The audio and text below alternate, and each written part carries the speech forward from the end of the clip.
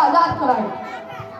प्राचीन, मध्यकालीन और वर्तमान भारत के उदाहरणों से मैं यह स्पष्ट करना चाहूंगा कि जब हम फिरंगियों के फेर में फंस गए थे तो रंग दे बसंती चोला की एक आवाज पर टोलों के टोले उमड़ाते थे और उनके वंदे मातरम के नारों से खून में आने वाला 5 माइल का तूफान अंग्रेजी शासकों की जड़ों में तूफान ला देता था।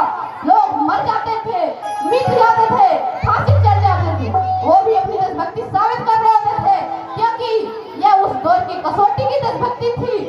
उसके बाद 62, 65 और 71 में अपना सुहाग गंवाने वाली वो औरतें जंग भर के हालात ये हो जाया करती कि प्यार भी भरपूर गया, मांग का सिंदूर गया, नन्हे नौनिहालों की लंगोटियां चली गई, छोटी छोटी बेटियों की चोटियां चली गई, बाप की कमाई गई, भाई की पढ़ाई गई। ऐसा एक विस्फोट हुआ, पता चला ही नहीं, पूरे जिस्म की बोटियां चली गई। और आपके लिए तो एक आदमी मरा है साहब, किंतु मेरे घर की तोड़ियां चली गई, मेरे घर की तोड़ियां चली गई। वाले हालात पैदा हो जाने के बाद भी एक माँ अपने बेटे को सरहद पर दुश्मनों की धज्जियां उड़ाने भेज देती थी और पत्र लिखकर ये भेजा करती कि अम्मा ने खत लिखा है बड़े ही चाव से, पुत्र मेरे ने घबरा जाना, 1 इंच भी पीछे न हटना, चाहे इंच कर जाना, चाहे इंच कर जाना। इस तरह पूरा परिवार अपनी देशभक्ति साबित कर रहा होता था।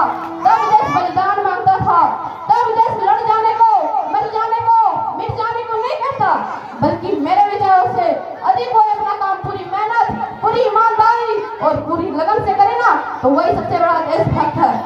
मैं नहीं मानता फेसबुक और व्हाट्सएप की डीपी को 3 कलर में रखना ही देशभक्ति है। और अगर आप कहेंगे कि साल में 2 बार हाथ में तिरंगा ले लेना ही देशभक्ति है, मैं पूछना चाहूंगा कि फुटपाथ पर रहने वाला बच्चा ट्रैफिक की छांव में नंगे पांव जब तिरंगा बेच रहा होता है, तो क्या इसे आप उसकी देशभक्ति कहेंगे? यह उसकी देशभक्ति नहीं, उसके पेट की भूख की शक्ति है जो उसे ऐसा करने पर मजबूर करती है। क्योंकि न मस्जिद को जानते हैं, न शिवालों को जानते हैं, न मस्जिद को जानते हैं, न शिवालों को जानते हैं। जो पेट के भूखे होते हैं वो सिर्फ भोजन गिनने वालों को जानते हैं। अपने परिवार, अपने समाज, अपने राष्ट्र के लिए समर्पण का भाव है हमारी सच्ची देशभक्ति। और हर देशद्रोही के जीवन में आने वाला तूफान है हमारी सच्ची देशभक्ति। ताकि हर देशद्रोही समझ सके कि अगर तू परिंदा है तो ये आसमान तेरा है, अगर तू दरिंदा है तो ये शमशान तेरा है। भाईचारे से रहना है तो वही जमीन पर, वरना ये कब्र भी तेरी है और ये कब्रिस्तान भी तेरा है।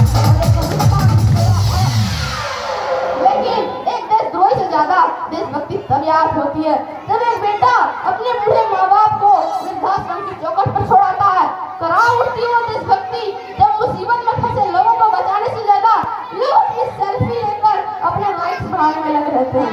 आज के इस दौर में युवा के ऊपर अपनी जो जिम्मेदारी थी अपने समाज, अपने देश, अपने राष्ट्र की आशाओं को बांधे रखने की, वही युवा 4x4 की छोटी सी स्क्रीन पर अपनी कोमल उंगलियों में घर्षण मात्र से अपने भावनाओं की इमोजी भेज रहा है। 4 बोतल वोडका काम मेरा रोज का ने भारत का भविष्य तबाह कर रखा है। हमने कैसे समाज में जीते हैं जहाँ महिला सुरक्षा में आज भी हम 4थे नंबर पर आते हैं।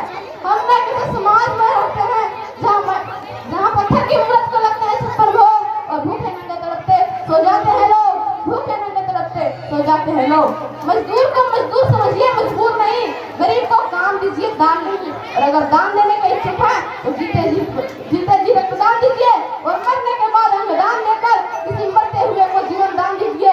यही सच्ची देशभक्ति और यही सच्चा राष्ट्र प्रेम है। न सरकार मेरी है न रंग मेरा है, न सरकार मेरी है न रंग मेरा है और ना ये बड़ा सा नाम मेरा है। बस इतनी सी बात का गुरूर है मुझे कि मैं भारत का हूँ और ये भारत मेरा है और ये भारत मेरा है। मैं इस देश का बेटा, इस राज्य का, इस गाँव का बेटा। अंत में बस इतना कहना चाहूँगा कि